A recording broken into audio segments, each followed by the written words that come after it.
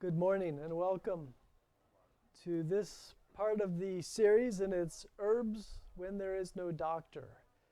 So we want to talk about some simple remedies that you can do and that God has provided for our use to use. And we'll talk about some other things that we have up here around that will be beneficial to you. And do we have any brave people that are willing to taste test different herbs? All right, we have a hand here. More than one, I hope. We'll get into that a little bit later, but you'll experience the power of herbs like you've never before. You can tell this guy is not too happy. He doesn't feel very good at the moment. But we've all been in that condition, and it's nice to know that there's things that help. And usually my wife tells me, when guys get like this, they can't do anything. They're big babies. They just don't feel good. But women can just work right through it. I don't know. That's what she tells me. But as we see here, God has ordained herbs for the use. And in Psalms 104, it says, He causes the grass to grow for the cattle and the herb for the service of man, that he may bring food out of the earth. So it's a positive thing. Herbs are ordained by God to use, and we should make the most of them in their order. This is God's method. The herbs that grow for the benefit of man, the little handful of herbs kept and steeped and used for sudden ailments, have served tenfold, yes, 100-fold, better purposes than all the drugs hidden under mysterious names dealt out to the sick. So I like that. So there's a lot of things we can do, and if we keep our body in a good condition to start with and take care of ourselves, we'll be that much more ahead. Excuse me. This is my family, my wife and my daughter, several years ago when we were at Eden Valley.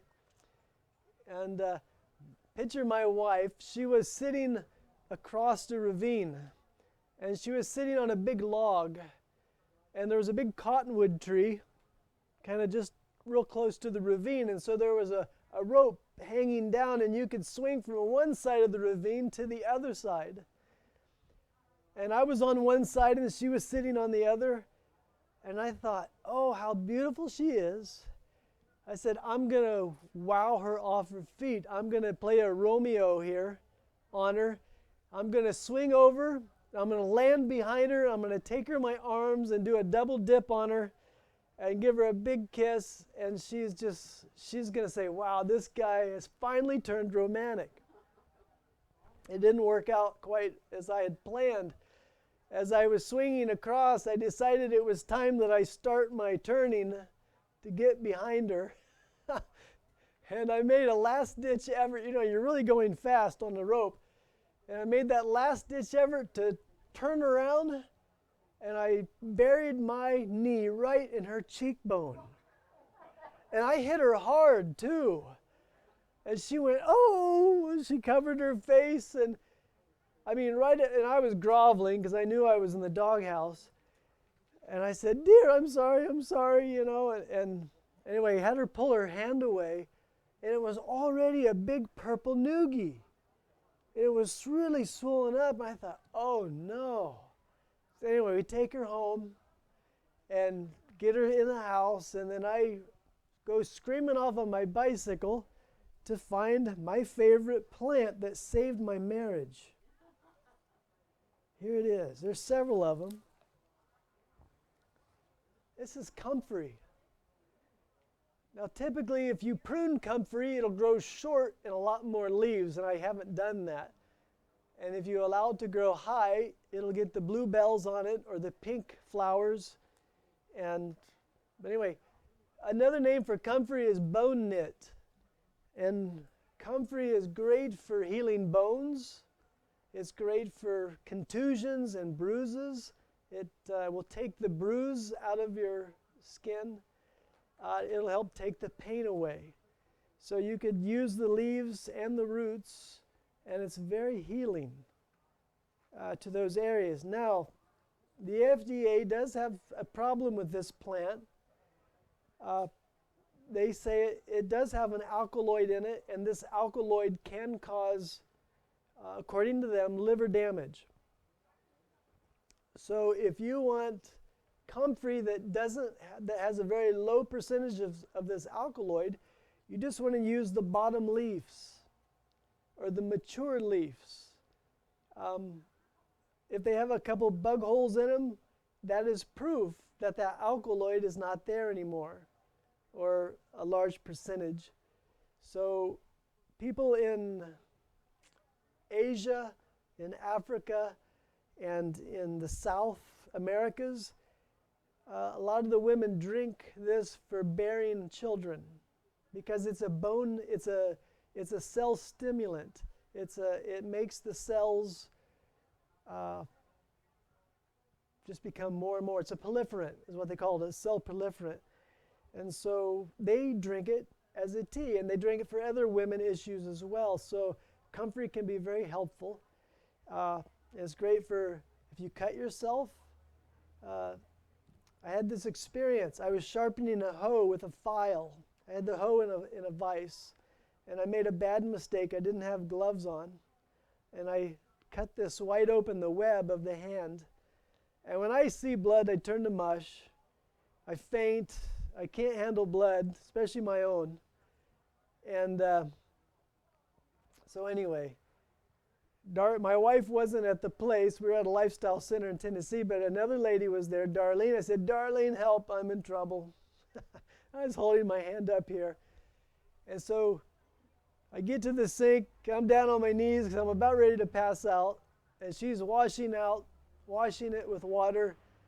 And then I didn't have money for stitches. So I asked her just to put a butterfly bandage on it to hold it together. And then she took this green, it was like a green jelly that was in a jelly jar. But it was a salve that she had made. It was comfrey salve.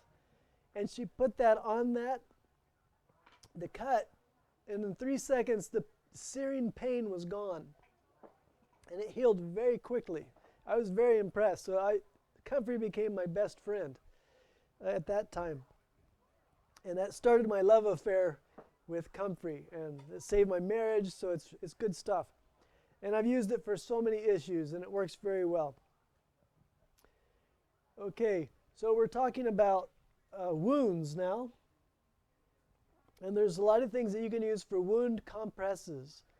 Number one would be comfrey. Comfrey is great for wounds. Now, if it is an open area and there is a chance of infection, if it's a small area, you want to make sure there's no infection there, because the comfrey, it could close the skin over that infection, and then you still have the infection inside. So make sure you take care of any infection and then use comfrey, and it works very well for closing up cuts. In fact, whenever I cut myself, it's always comfrey. Okay, for those people that live in the Northwest, you notice in the wintertime, if you work outside or if you're a gardener, your fingertips will split. Oh, thank you. I'm going to wait a little bit on that. If your fingers split open and you have the cracks, and it stings whenever you hit it, if you make a comfrey salve, real easy. Just take big leaves of comfrey, put them in a cookie sheet, maybe 10 or 12 of them in a cookie sheet that has high sides on it, and then fill it up with olive oil, put it in your oven, and turn it at the lowest it'll go. I think it's 170. Do that for 8 hours overnight, and when you get up in the morning, your beautiful olive oil will be a beautiful green color, and the leaves will be all kind of dried up and dark and crinkly. Get rid of the leaves and strain the olive oil, and then you have some wonderful healing olive oil that has comfrey in it, and it's great for those cuts. And if you want to, you could weigh your oil then, and then divide that number put that number in grams, and divide that number with 7. And that will give you the grams for beeswax. And that'll give you a general salve that works really good. And then just pour it, mix in your beeswax, stir it in till it all melts, and then pour it into your jelly jars, peanut butter jars, whatever, and then you have some nice comfrey salve that'll last you a good long time. What is this? What is? Lemon juice, pineapple, honey. Oh, okay. Will it kill me?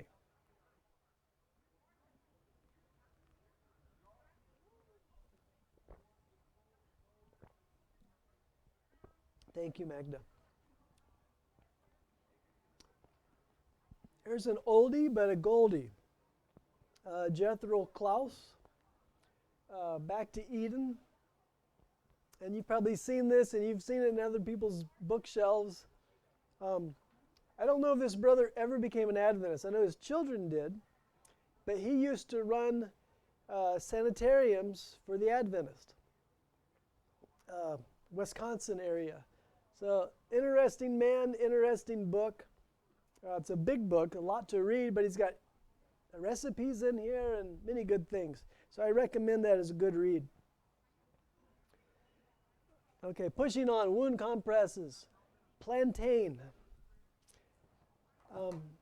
If you notice, plantain will be growing. This is a big one that was in my garden, and it's not very green. But plantain grows usually next to your driveway, and it might be the broadleaf, Plantago major, or it may be Plantago minor, which is the narrow leaves. Wonderful healer as well. It's great for pulling out infections. If you ever have infection or a bee sting, if your grandchildren come over and the yellow jackets nail them all at the same time, just take those leaves and chew them up and then put them on each bite. And it'll just pull out the venom and the pain, and the crying will stop. I've done it. It works very well. Okay. A prickly pear, which is like a cactus. You want to cut off the prickly hairs on the cactus, and then you could put that jelly that's in the inside on a wound, and it'll be very healing and take the pain away from the wound. Gotu kola is often thought of a brain herb, but is also very good for healing up wounds, bruises, and things like that. In fact, in the Orient and Asia, they make a drink out of this because it is very useful for making your fingernails to grow and your hair to grow. It just speeds up that connective tissue growth. So that's a good thing to use too. Okay, pushing on here. Okay, there's comfrey. They actually tell it's the cell proliferant is allotonin that is in comfrey. That's a cell proliferant. And they put it in makeup, in fact. So a lot of your makeup for women will have that allotonin put in it. And it really helps the skin. They call it the vegetable DMSO because it helps to pull things into the skin. So you can put other things on with your comfrey, and the comfrey will help draw those other herbal constituents in as well. It's great for varicose veins, burns. We make a burn paste out of wheat germ oil or vitamin E oil, and then you would mix honey and then mix in comfrey powder. It could be leaf powder or the root powder, and you mix it until it becomes like pie dough consistency, and then you would put that on a burn, and that is excellent for healing third, second, first degree burns. If you have ever had black salve used on you or used it on someone else, it may leave quite a hole afterwards, and this is a great thing to put on that hole afterwards and it'll heal it right up. So great things to use. Great for bones and bruises, cartilage. Okay, there's a picture of gotu kola. Immune system. A lot of people, what can I do to strengthen my immune system? The best thing for immune system are your the new life. I know it has a different acronym that comes New Start, but these are very important. So we encourage you to get your fresh food, lots of water, exercise, fresh air. Those are the most important for your immune system. But of course, ginger juice, fresh ginger juice, echinacea root. And you can use the root, flower, seed, or leaf. They all have beneficial parts of them. Golden seal root, Oregon grape root. And Oregon grape root is the poor man's golden seal. And it grows everywhere in this country, up in the woods, so it's easy to get. You just pull the roots up, and then you shave the dirt off the roots, and you would see kind of a yellow bark, or just the inner bark. That's what you want. That has all of the good things in it. Osha root, which grows up around 3,000 to 5,000 feet. It almost looks like a parsley leaf, and it has a carrot flower, and that's very good for the lungs. Olive leaf.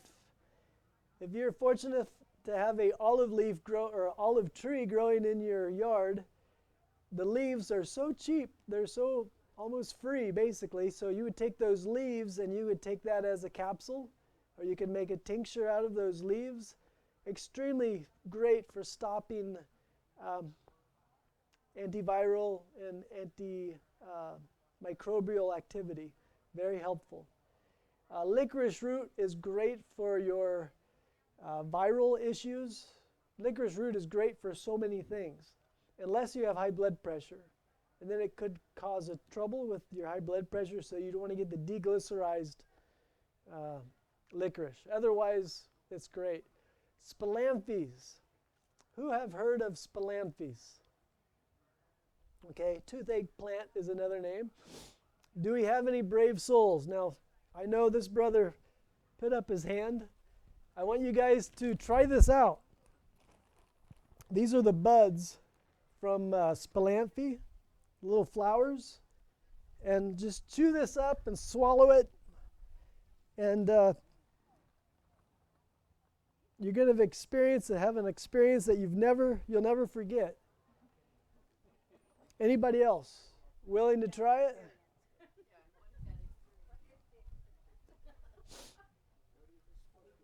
Spilanthes. Just eat it. Chew it up. Give it a good chew. You think you're going to die, but you won't.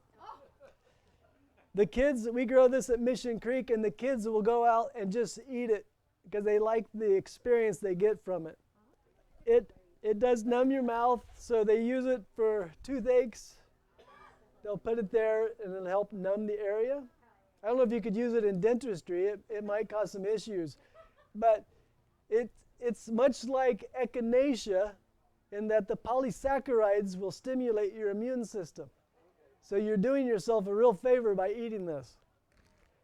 Oh my, this dear lady has quite a face. Are you going to be all right? Okay. Now that's power, isn't it? Isn't it amazing how much power nature has in it? What do you think? Everybody's having a conniption fit right now. Anyway.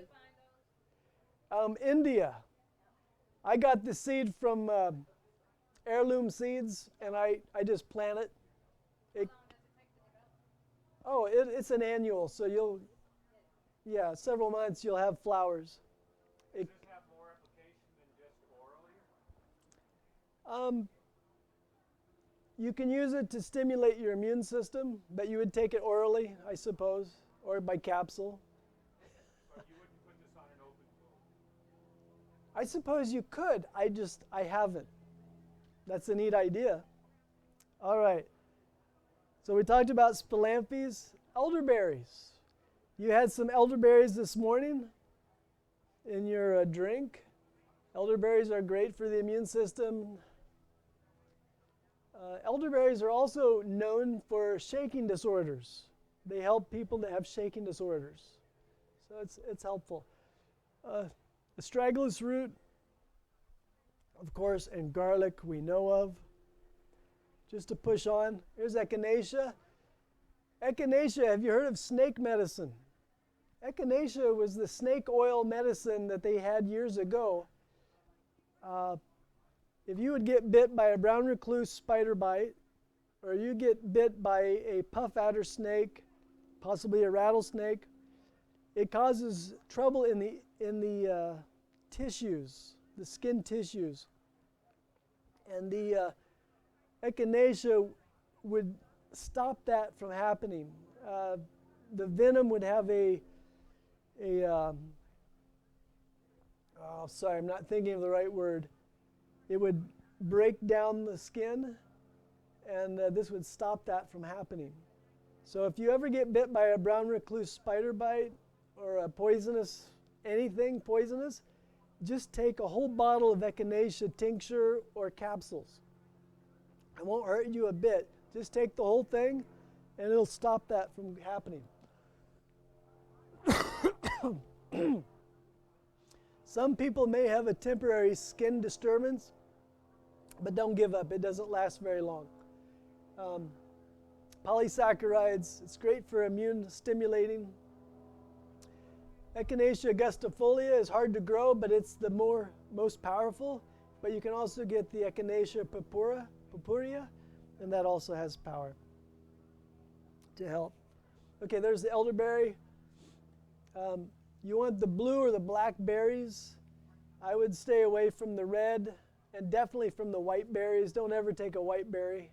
The alkaloids are not good in any plant, but unless it's kind of a white raspberry. I know those are okay.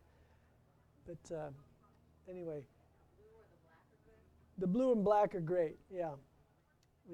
The red can be taken as well, and you can use the bark and the root and the bark from these things and the leaves, but they have more of a slight toxin that make a lot of people vomit. So they say it's poisonous. Well, not really. It's just some people can't tolerate it as good as others. Golden seal. For golden seal to work, usually it has to be in contact. It's definitely an antibiotic, but it needs to be in contact with the tissue, either in your gut or it has to be like as a poultice.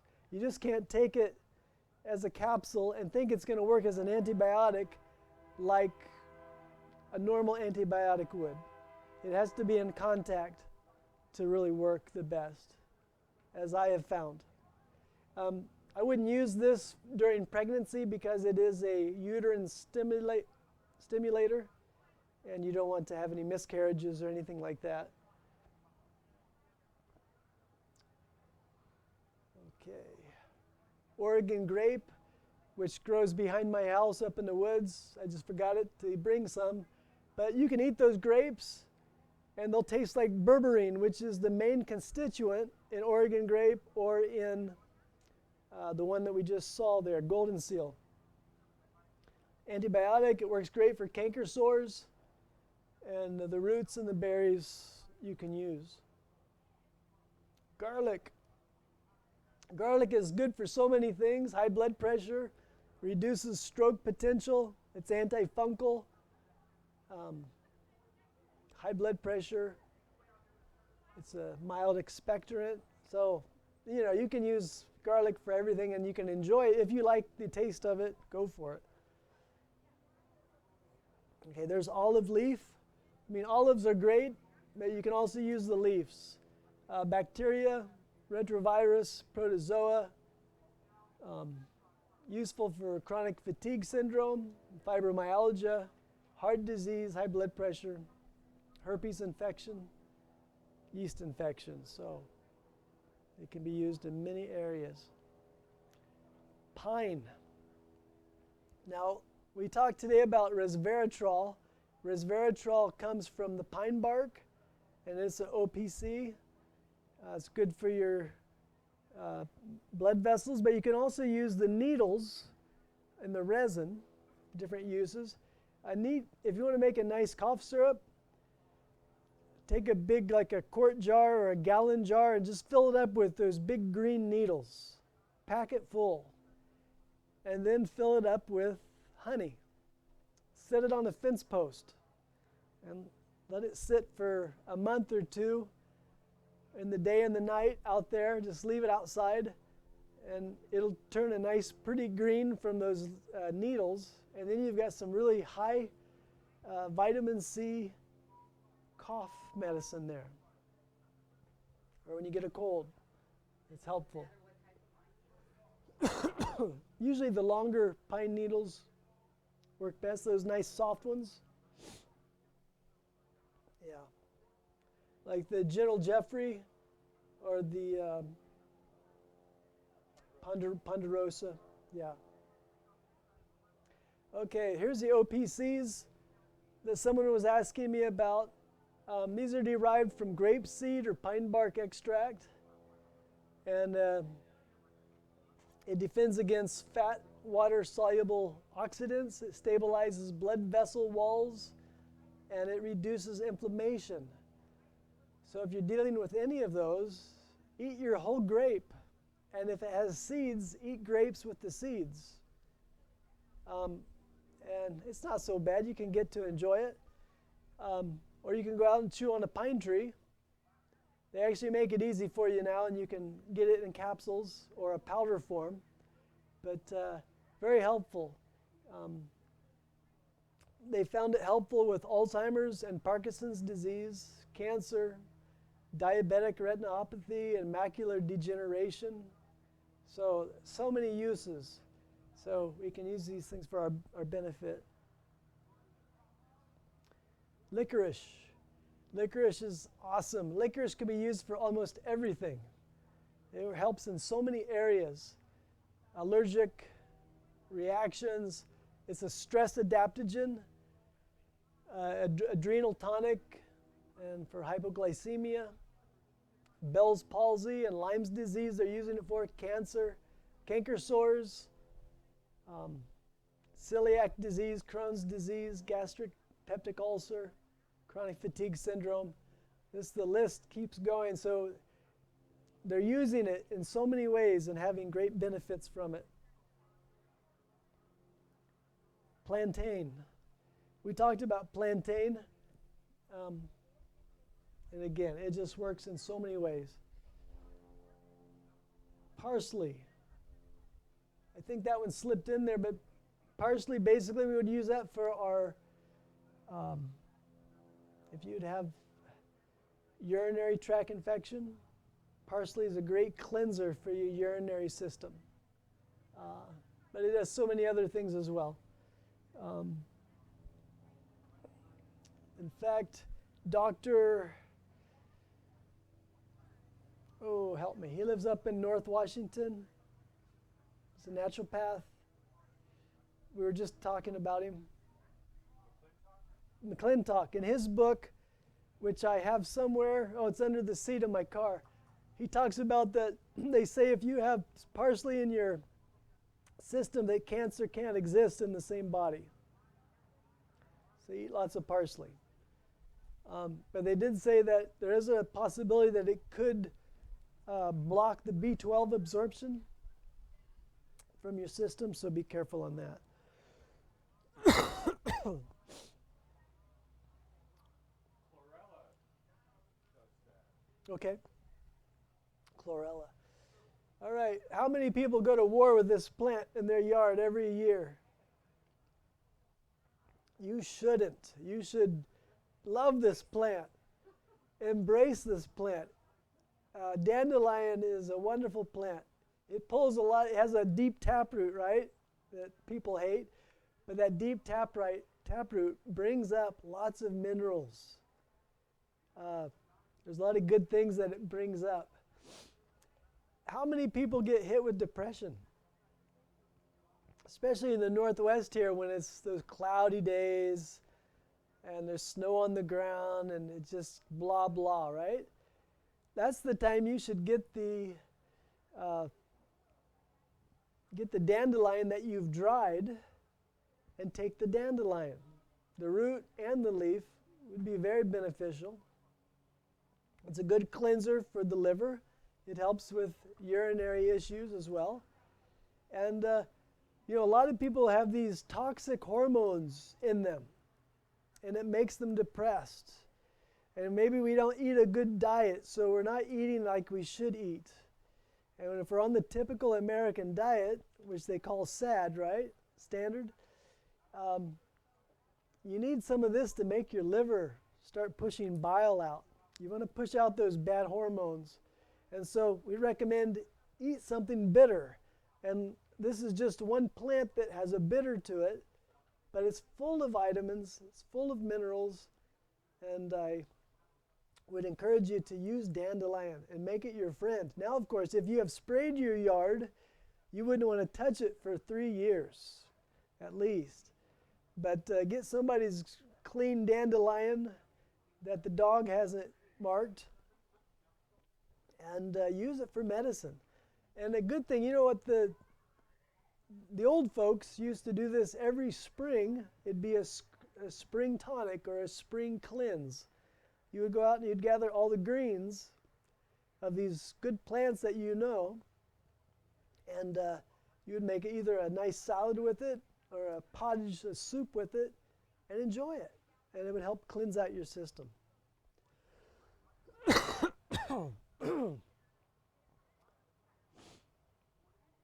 Schisandra. This is a great liver herb. Number one liver herb was probably milk thistle, but Schisandra is also excellent. It's an adaptogen, so if you've got a lot of stress, if you're burned out, if you don't feel like you have much energy to deal with the problems of life, start using some adaptogens. Use several different ones together, and you'll really reap good results there. They also use it for people that have had morphine overdose. It protects the liver from being destroyed, and it helps them come out of the morphine overdose. Helps with the eyes, cirrhosis of the liver and hepatitis, depression, insomnia, restless leg syndrome. Do you have restless leg syndrome? I've had people that have had it, and they've just taken 1 teaspoon and had a tea, and they drank the tea. No problem that night. And then it lasts for quite a while. Stay away from this herb if you have a peptic ulcer, epilepsy, or high blood pressure, though. Important. Okay, again, licorice is great for the liver. Blood purifiers. Red clover, burdock, yellow dock, chaparral. These all work very good for cleansing the blood and helping the liver also to do its job better. If you know people that have a lot of acne, usually the youth, the young people have a lot of acne, I would recommend they get on burdock or yellow dock or red clover tea. And when you get the liver working right, then the skin clears up. So these all work very well. Oh, chaparral. If you can mix chaparral with golden seal, 50-50.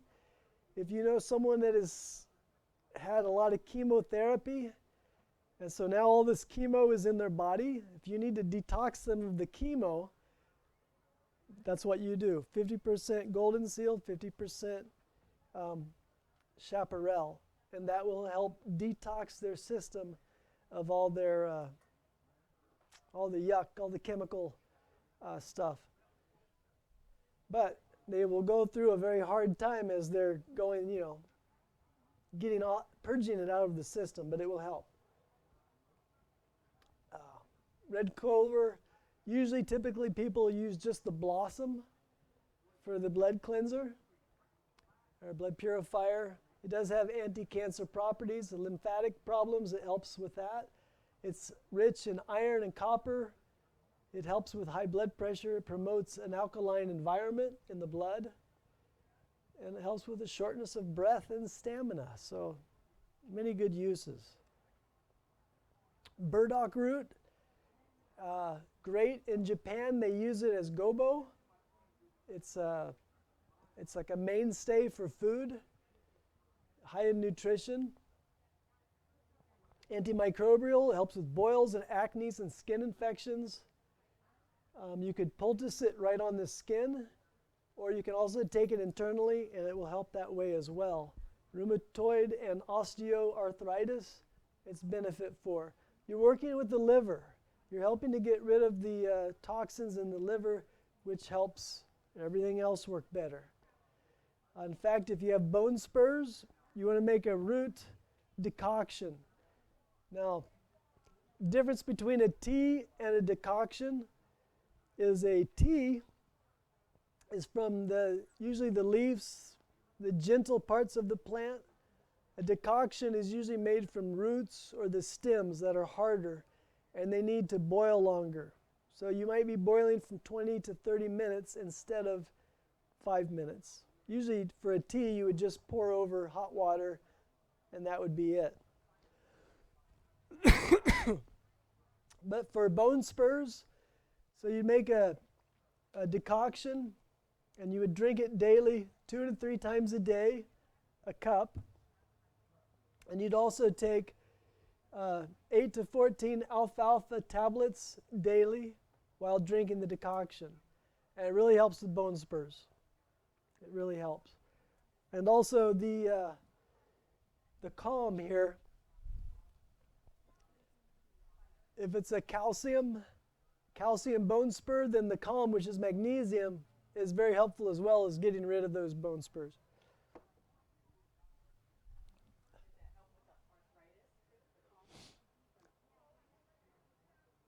It's more of a muscle relaxer in that way, but I would go with the alfalfa and the burdock for that. Okay, yellow dock is a great blood cleanser as well. Blood builder. If you know someone that's very weak in their blood, very iron deficient, what you want to do is, I would do 50-50, 50% dandelion, 50% yellow dock root. Mix those together in a capsule, and it really works well for building up the iron in the blood.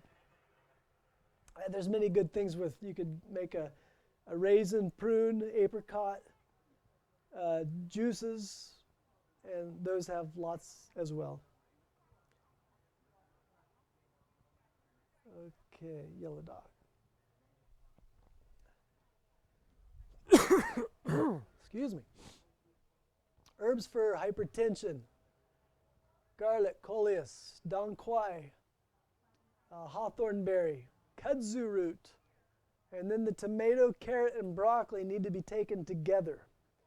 These last three, to take these together, and it really helps. Really works well. Okay, there's garlic, which we talked about. There's hawthorn. Hawthorn is such a cardiac food. I would encourage everybody, if you know somebody or yourself have issues with the heart, I would take hawthorn. It actually tastes good, and it's such a nutritious food for your heart. It dilates coronary and peripheral arteries. It will help slow down your rapid pulse. It makes your contraction of the heart contract better and more complete, so it's a better blood pusher. It helps with angina and arrhythmia. It helps with insomnia, bloodshot eyes and capillary health, arthritis, fractures, osteoporosis. So hawthorn really works well. Now the berries taste good. You can make it into a nice tasting, when you eat hawthorn berries, it doesn't taste good. But when you take the hawthorn berry powder that's been powderized, and that's made into a concoction, that's not bad. You can use the bark, you can use the leaves as well. And they actually have a little more benefit for the heart than just the berries themselves. So anyway, it's wonderful medicine that God's made for us to use. Also helpful in lupus and leukemia. So there's so many good things out there. Lungs and bronchial congestion. Eucalyptus, lobelia, mullein leaf, pleurisy root, wild cherry, garlic, marshmallow root, elderberry, plantain. All these things are great for the lungs. And usually you can use them in a tea. Is the most easiest way to use them. Lobelia. Lobelia is such a neat herb because you usually mix it with other herbs and it makes it work better. Makes the other herbs work better. It's also an emetic. So if you use too much of it, it will make you vomit. But usually if you use just a little bit of it, it is super for asthma. I've had many people that use it that are wheezing or they feel like an attack coming on them. And it just takes either 1 to 6 drops and it totally almost frees them from any issues of bronchial constrictions. It just relaxes the bronchi very quickly.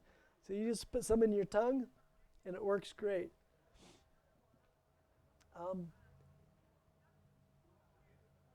Let's see. Yeah, works great. I was helping a lady at 3 Mile. She had to use a puff, bronchial puff. And unfortunately, she had a real problem with vomiting. She would vomit several times a day. She didn't really know why. But I said, ugh. I said, this makes people vomit if you, in large quantities, but you'll probably be okay if you just take a small amount. So she just took 1 drop, maybe 2 to 3 times a day, and she didn't have to use her puff for her asthma. So it works really good. Okay. Mullein, of course. There's a little mullein. This is a 2nd year mullein. 1st year mullein, it just stays on the ground. It's like a rosette type of thing. It grows close to the ground. But the 2nd year, it grows up like this. You can always use the leaves to make a tea anytime. But the 2nd year, you have to wait to get the flowers. And if you want the flowers, you can pick all the flowers and make a great oil for the ear. Ear infections. Yeah, you can make like a garlic oil and then an oil with this, with the flowers, and just fill up a small jar with flowers, then pour olive oil in it. Let it sit there for 14 days at least, and it really helps as well. You can pass it if people are interested.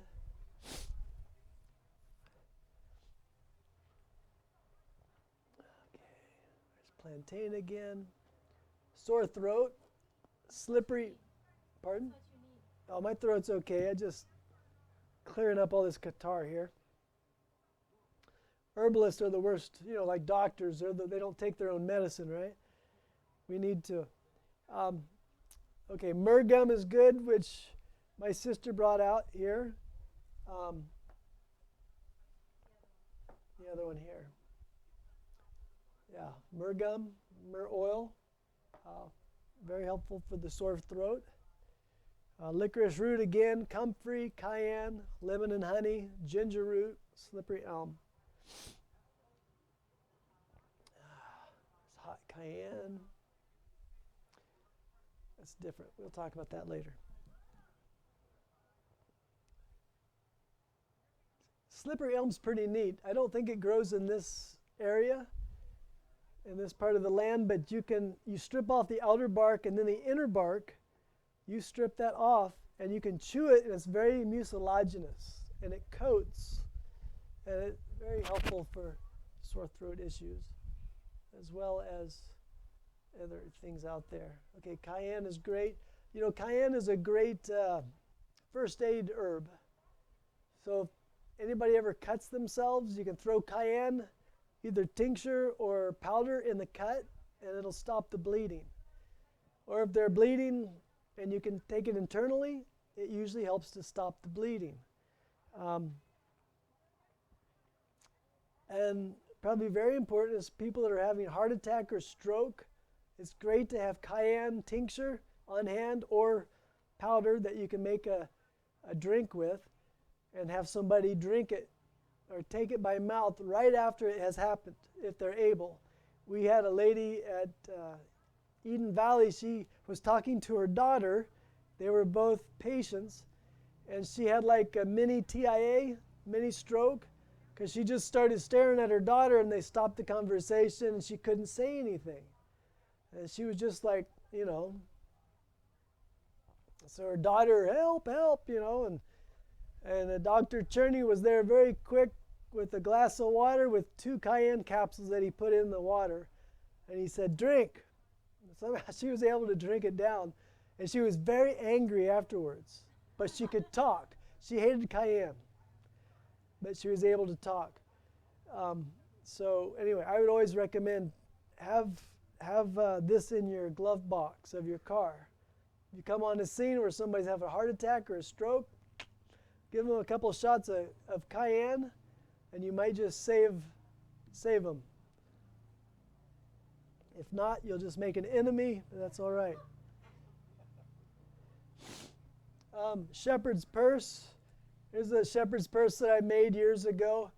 It's great for bleeding. It's a hemostatic, like cayenne is. A lot of midwives will use this for women when they can't stop bleeding. They'll give this as a tincture or cayenne, or they'll mix up something with honey and have them drink for energy if it's been a long labor. And it'll help stop the bleeding as well, hemostatic.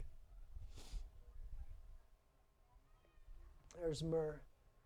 Okay, ear infections, garlic, mullein, olive leaf, St. John's wort oil, golden seal oil. All these work good and stop the infection that could get in your outer ear canal. Here's St. John's wort. It's a pretty specimen here. This is a pretty specimen here. It's pretty much dried up at my house. But talked about what do you do for stress, or if you're not handling stress as good as you could, take St. John's wort. Be careful with the flowers if you're in the sunlight, because the flowers have a I forget what you call it, but it can make you sunburn, the flowers, because if animals will eat this in the field, they have to be worried. You have to be careful so they don't burn from the sunlight. But nonetheless, in the flower is major healing power. I'm trying to think of the name of it right now.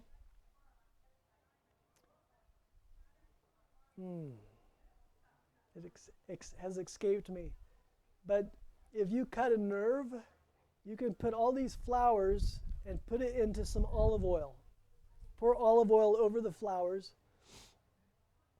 And then the olive oil will turn red, because the red will come from the flowers. I almost had the thought, almost had the word. Anyway. These are extremely healing for nerves. And so if you would cut your finger or cut someplace and you've lost feeling in that area, if you have the olive oil that has the flower in it, it will heal up and it'll heal your nerves extremely fast, and you'll get your feeling back. It's very impressive. St. John's wort. Yeah. And St. John's wort, I have a friend he has trouble sleeping at night, and so therefore he gets depressed or moody, and he says when he takes St. John's wort, he says nothing bothers him. He just goes through the day and he's not agitated, he doesn't get irritated, and he's just happy. He's just happier to be with. So St. John's wort can also help with that. Here's yarrow. Yarrow grows everywhere in this land here we live. And yarrow is just a pretty plant. Has pretty little leaves. And you can use the leaves or the flowers for a tea. And in fact, we will use it when we give fever baths at the institutes for hydrotherapy. You would use this, and this would just help people get the fever up faster and help them deal with the trauma. Yarrow. Yarrow. Okay. This is salsify. It looks like it has like a dandelion tuft on the top. They're about gone. They've fallen off. But I couldn't find one. But these have like a pretty yellow flower, golden yellow flower. And the roots are good to eat. So if you ever need to eat food and you can't find any, these salsify is a good food to eat. Anyway. It looks kind of like a dandelion, but it's a lot bigger flower.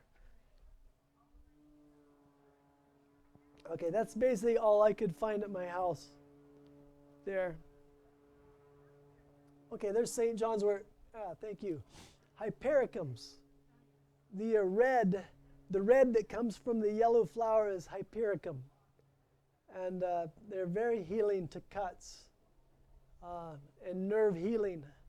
It's immune tonic. It's great for burns and depression. So even though St. John's wort has been put on the weed list, noxious weed list, by the state of Idaho, they want you to destroy it if you see it. I can't bring myself to destroy it. It's so helpful in many ways. So I like to use it for everything. Are there any questions on how to make preparations? I don't want to bore you guys. I could talk on this stuff all day, and I start seeing people nod off. I know I've gone past my limit. So do you have any questions? Yes, ma'am. About a pulling salve, healing pulling salve. A very good puller is plantain. Plantain works great. Comfrey is very good for healing. So you could use both of them. The Gotukola is very good. Those wound herbs are very good. Aloe vera is good for healing. Aloe vera also has a cell proliferant, which will make the cells, to heal up from a cut very fast. So that's helpful as well. Yeah. And I would mix St. John's wort in with that. But for a pulling, that's more healing. Yeah. If you're going to make a salve, yeah, or an oil. Yeah, I've tried coconut oil, and it works great to begin with, but it doesn't stay good very long. It goes bad fast. And if you have like in a jar, you start seeing all these black spots on the bottom, and it goes sour fast. I've wasted a lot of olive oil or comfrey. Yes. Good mold. Paul Diarco. Paul Diarco is very anti-mold. Black walnut. You want to take the green hull black walnut. So you want the green hull when the nuts fall, and it has like that golden yellow green. I'm colorblind, so I'm not sure what color it is, but that husk that turns your hands brown. Okay, and the nuts still inside. That's what you want. So you want to save all that husk off there, and you want to let it kind of go squishy, where it gets soft and squishy, and then make a tincture or an oil with that. And the iodine, yeah, it has lots of iodine in it, and that's very good for molds, funguses, and those things. You have tea tree oil, very good.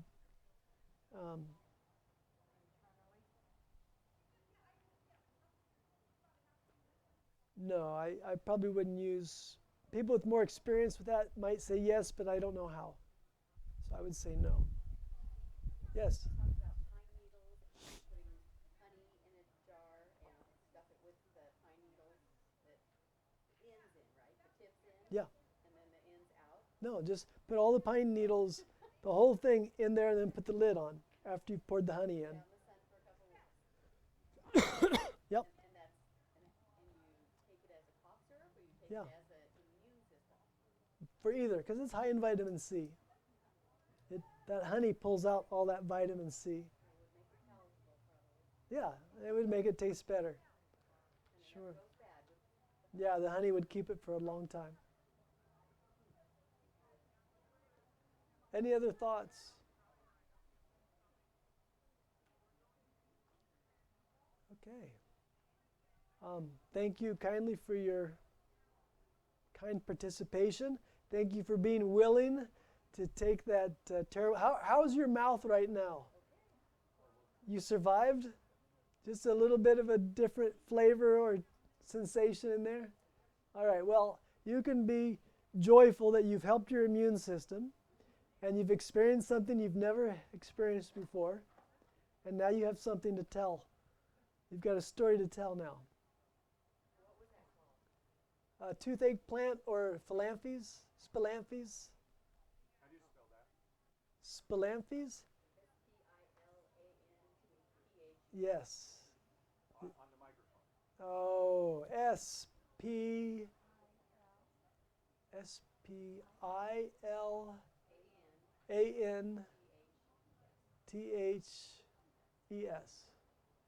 Sorry. We did have the slide that had it on near the beginning. But anyway, we didn't probably have time, and we probably don't have time. But an easy way to make a charcoal poultice is to use psyllium husks. It's the same thing that they put in Metamucil. And the psyllium husk is a binder, and it holds together the charcoal. So if you've ever made a charcoal poultice with flax seeds, it does help it to stay moist, but it falls apart. And you wake up in the morning, if you had a poultice put in and it's in the bed, the sheets are all stained, or the problems. But this keeps it bound together like jelly almost, or even better than jelly. So it binds it together, and then so in the morning when you take it off, you just kind of like peel it off.